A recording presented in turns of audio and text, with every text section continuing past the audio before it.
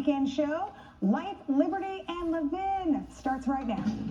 I've been everywhere, man. I've been everywhere, man. Across the deserts there, man.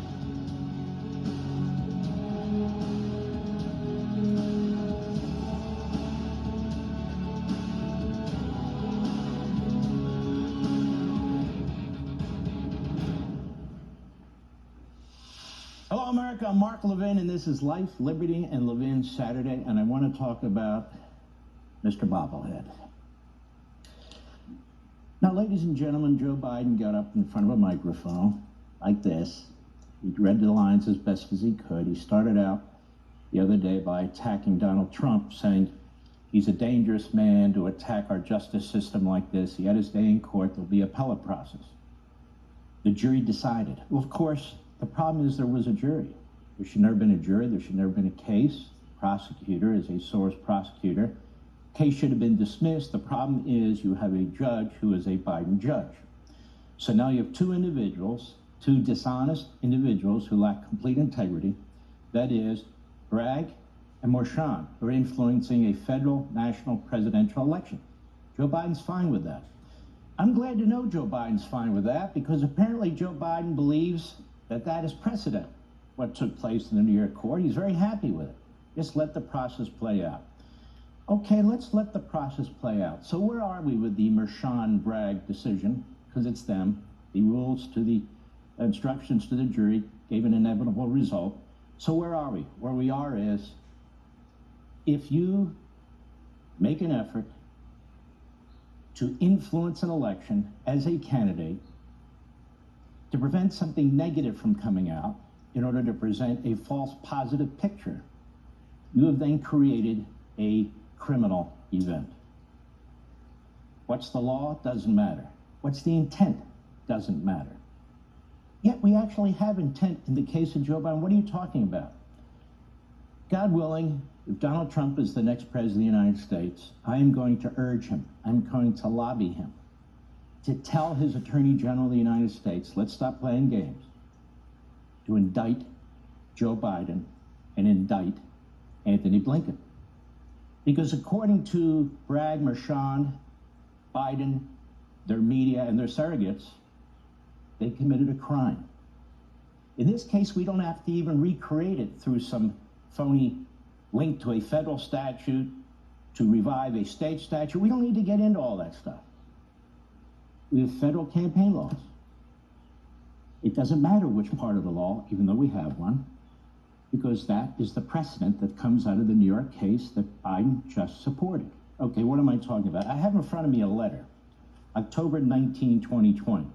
Public statement on the Hunter Biden emails. It's about the Hunter Biden laptop. You're aware of this? 51 former intelligence spooks from all levels of the CIA, National Security Council, and all the rest of it, signed a letter, the purpose of which was to influence the election. And in the letter, they say, for a bunch of reasons, we write to say that the arrival on the U.S. political scene of emails, that's the Hunter Biden laptop, purportedly belonging to Vice President Biden's son Hunter, much of it related to his time serving on the board of the Ukrainian gas company Burisma, has all the classic earmarks of Russian information operation. And they go on to make their case. And not only that, they leaked it to the media. Well, who prepared that letter? The letter's a lie. The letter's a lie. The laptop is legit. It's being used in a federal case right now against Hunter Biden. It's 100% legit. The laptop, therefore, was dismissed as a non-issue as Russian disinformation 2 weeks before the election. 2 weeks before the election. In fact, in the final debate, Joe Biden pointed to a piece in the media citing the experts that this was Russian disinformation when it was brought up by Donald Trump. So the fact that it was used, the fact there was an organized effort, the fact that it was a negative story that was squelched to influence the election, there is no debate. I don't need a porn star to tell me that. I don't need a 400-time liar to tell me that. I don't need a crooked judge to tell me that. I don't need a crooked Soros prosecutor to tell me that. I don't have to play with the rules of evidence. I don't have to destroy due process. It's a fact. It's simple. It's open and shut. Game over.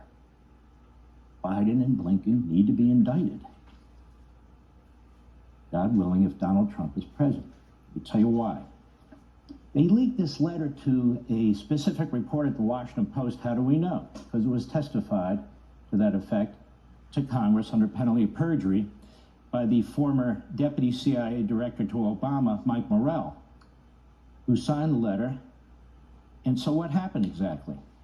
Well, first of all, here's one of the stories that took place the same day the letter went out. Here it is, October 19, 2020, Politico, one of the favorite outlets for the Biden regime. And it says more than 50 former senior intelligence officials have signed on to a letter outlining their belief that the recent disclosure of emails allegedly belonging to Joe Biden's son, quote, has all the classic earmarks of a Russian information operation. The story was planted. The outcome was the outcome they wanted. Right, Joe? Yeah, I think so, bobblehead. But what else do we know? Wall Street Journal opinion piece summed it up nicely. April 23, 2023. The House Judiciary and Intelligence Committees released portions of a deposition transcript exposing the origins of the statement from the 51 former U.S. spies declaring that Hunter's laptop had, quote, all the classic earmarks of a Russian information operation, unquote. The admission came from Mike Morrell, former deputy CIA director under Barack Obama. The letter served its political purpose of giving the media and Joe Biden the opening to dismiss the New York Post laptop scoop on Russian disinformation. Turns out the Biden campaign was behind the letter. Okay, case closed. But I got more. Mr. Morrell told Congress under oath, under penalty of perjury, that he received a phone call from Antony Blinken. Last time I checked, he is our pathetic Secretary of State. On October 17, 2020, 2 days before the release of the letter, and 3 days after the New York Post published emails from Hunter Biden's laptop. Why were those emails important? Because they implicated Joe Biden in illegal foreign business schemes to get money from the communist Chinese. Mr. Blinken was then a senior advisor to the campaign and now Secretary of State. The letter says Mr. Morrell also, quote, explained that the Biden campaign helped to strategize about the public release of the statement. So they organized it, they drafted it, they had the entire process set up. They get it to certain reporters, and I admit it wasn't the National Enquirer, but it's worse. It went to all the mainstream radical Democrat Party media and was pushed out. Mr. Morrell says he then contacted an aide to former CIA Director John Brennan to say, quote, the Biden campaign wanted the statement to go to a particular reporter at the Washington Post first, and that he should send the statement to the campaign when he sent the letter to the reporter. Mr. Morrell acknowledged he had two goals with the statement to, quote, share our concern with the American people, unquote, and to help, and I quote, Vice President Biden win the election. All this took place shortly before the final presidential debate. Mr. Biden pointed to the Gang of 51 statement that his campaign helped to generate as proof that Hunter laptop was phony. Quote, look, there are 50 former national intelligence folks who said that what this is. President Trump is accusing me of is a Russian plan. They have said that this has all the characteristics. 4 or 5 former heads of the CIA, both parties, say what he's saying is a bunch of garbage. They create the letter. They get it signed, they leak it to media outlets who are happy to support him, they want him to win, and he cites his own dirty word. To what? To influence the election. Even if he didn't have intent, it doesn't matter, according to Mr. Merchan. That's why this is an open and shut case. Mr. Morrell told the committee that following the debate, Biden campaign chair, now senior White House aide, Stephen Ricchetti, called to thank him for the statement. No doubt the Biden campaign had in essence generated its own disinformation, marshaling the authority of supposedly nonpartisan intelligence veterans to discredit a story that was accurate about laptop emails that were authentic. We don't even need to play around at state court. We don't even need to go through the motions of breathing life into state misdemeanor statutes. They need to be revived because the statute of limitation has run. No. I'll just point to the Federal Election Campaign Act. What part, Mark? I would point to the in-kind contribution part, but I don't have to point to any part. That's what happened in the courtroom. And Biden says it's a great process. Joe Biden and Antony Blinken, God willing, if Donald Trump is president, must be indicted if we're going to have an equal application of due process, or in this case, really no due process. That's what needs to happen. But we have another problem for Joe Biden, for which he needs to be indicted. We have a special counsel report by Mr. Hur that says he willfully disclosed classified materials. I quote. In other words, he violated the Espionage Act. And when he violated the Espionage Act, he wasn't president, so there's no presidential privilege that you can assert. Or you can't assert that as head of the executive branch, he's immune from such prosecutions, which I think he would be. Just my own view. But his violations occurred when he was a U.S. Senator, when he was Vice President of the United States, and when he was a private citizen. He got an $8 million book deal. In other words, he got $8 million for spewing classified information about Afghanistan meetings. That's a crime. If anybody else did it, it would be a crime. Now, Joe Biden believes in the rule of law, so let's stick with the rule of law here. The fact of the matter is that you can indict a president after they become president for actions they took having nothing to do with his presidency. That's not even what's up before the Supreme Court on immunity, which is the actions of a president when a president leaves. This is about the actions of a president before he was president, when he was vice president, when he was a private citizen, when he was a senator. Now, what about the statute of limitations? They don't matter. We have a case in New York. Statute of limitations? What statute of limitations? For goodness sakes. We just believe in getting to the bottom of this. We have so much evidence in this report from Mr. Hur of willful violations of classified information, it's hard to keep track. I know, but the Department of Justice said they're not going to act because Mr. Hur said and certified that Joe Biden is an imbecile. And plus, you can't indict a sitting president. Well, number one, he's no longer a sitting president. And number two, the imbecile defense is not one that a Trump attorney general has to accept. In fact, I've never heard of an imbecile defense before, but we have it. It's a first-timer. So Joe Biden is exposed, and in my view, should be indicted for willfully disclosing classified information, effectively selling secrets for a profit, and trying to cover it up. What do you think of that, Joe? Now, one other issue while I'm here, we have two great guests, John Yoo and Leo Terrell. Stick with us tonight.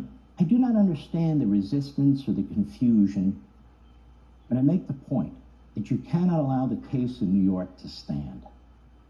Because the case in New York stands for what? Not just lawlessness, not just a violation of the Federal Bill of Rights as applies to the states through the 14th Amendment, and not just a violation of a presidential candidate's former president, the Republican putative candidate, and his due process and equal protection rights, although that would be bad enough. We, the people, have suffered. We, the people, have been attacked. The campaign process that's been in place since the beginning of the Republic has been altered by a Soros prosecutor and a Biden-conflicted judge. Now, does the whole country have to abide by that now? And they did it through all kinds of schemes and lies, censorship that took place in that Star Chamber. The appellate court process in New York is not sufficient. Whatever they rule, it's going to be too late. That's number one. Number two, an appellate court process in a state should not determine the impact on a federal campaign under federal campaign law on a federal presidential campaign, whatever they decide. So the process has already been breached. The jurisdiction, the Constitution has already been breached, regardless of what the New York appellate court says. This needs to be put back in the box. Now, there's only one entity can do it. I heard somebody say, well, we got to get it into the federal district courts and the second court. That's not right. In fact, that's not even possible. Well, we got to wait to the end of the state court process, but you wait to the end of the state court process, then the constitutional issues are destroyed. We've had people here say, brilliant lawyers, and they're right. All these issues that are relevant. One said, we can't unravel this. Our system has been destroyed. Another said, the public will at some point rise up and demand justice. Well, the problem is we have lifetime appointed federal judges. We've elected judges. Okay. Do you think the electorate in Manhattan gives a damn what we have to say about anything? They're going to rise up and do a ticker-tape parade for these guys. So these are not serious answers. As an advocate, as somebody who has litigated against the left for 40 years, You got to do better than that. There's only one body that can save this judicial system, and it's the top judicial court in the country. You have to give it an opportunity to address this. It can choose not to. And then what's done is done. But you have to give it an opportunity. And when you're trying to save the country, even if you have a 10% chance, isn't that good enough? It's not. You don't play a football game and say, I got to the 30-yard line and there's the end zone. Game over. Because the referee says, not the 30-yard line, that's it. No. We're going for the end zone. I've never heard of a battle in which you surrender and just keep whining about it. So, quickly, this is an important constitutional matter that raises incredibly important constitutional issues. That's what the Supreme Court's for. The extent of state court powers and the powers of a DA, this is crucial because we have thousands of DAs and assistant DAs and thousands of state judges, in Marchand's case, an acting judge yet. So whatever is resolved in New York doesn't resolve it for the country. That's number one. Number two, the Supreme Court cares about cases that affect the entire nation. This case affects the entire nation like no other case. Number three, we have precedent. The court stepped in Bush versus Gore under different circumstances and facts. But what does it tell us? It tells us that the court has a predilection to treating presidential elections differently than other activities, and that even though it's an exceptional case for the court to take up, these are exceptional times, exceptional circumstances that requires immediacy, not the lumbering process in the state court. So the president's lawyers want to stick with that process for the purpose of preserving his appeals. But then we have the bigger issue, the presidency, federalism, due process, equal protection, the First, Fifth, Sixth Amendments right off the top of my head. Equal protection. Our campaign is not on equal footing because of what happened in that courtroom. Joe Biden's able to run an unfettered campaign. Now the debate is, will the judge give Trump house detention? Will he require Trump to sign in every time he leaves the state for another state? In other words, this is an ongoing interference with the election. The unconstitutionality is ongoing. One state's decision, really, one DA and one judge's decision, should not affect the entirety of an election for all of us voters who don't live in Manhattan. The Supreme Court has the power in extraordinary instances to grant relief by use of common law powers. Are they rare? Yes. For rare occasions? Yes. This is the rarest of occasions. So how does it work? Issuance by the court of an extraordinary writ authorized under 28 U.S.C. Section 165A. It's not a matter of right, but discretion, sparingly used by a court. To justify the granting of any such writ, the petition must show that the writ will be in aid of the court's appellate jurisdiction, that exceptional circumstances warrant the exercise of the court's discretionary powers, and that adequate relief cannot be obtained in any other forum or in any other form other than this court. You file a notice of appeal. As I said, you ask for a stay of the trial court from the New York court's immediate expedited review, you see. You file applications for common law writs, writ of prohibition, writ of mandamus. It doesn't really matter for our purposes. What you're trying to do is get the case to the door of the Supreme Court.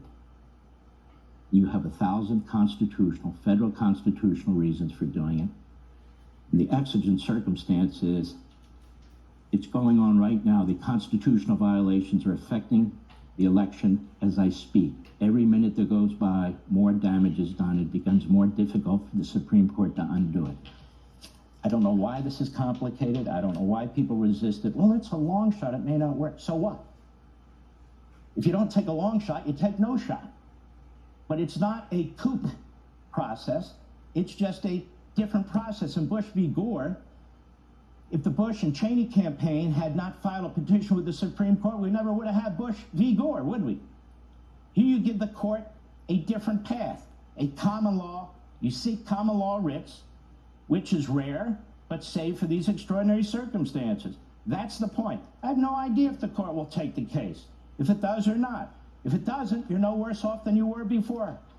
But there's so many serious constitutional issues that affect our liberties, that affect our voting system, that affect the presidential election process, that affect what I'll call reverse journalism when a court steals the authority from the federal FEC or U.S. Attorney's Office. These are matters that must be addressed, not by state courts. It belongs in a federal court, and the only federal court that can take it and make a final decision is the U.S. Supreme Court. So why would you stop at the 30-yard line and say, this is going to destroy the country? I don't know how we unravel it. We'll never get back. It's a sorry day. I surrender. I never surrender. You know why? Because the enemy never surrenders.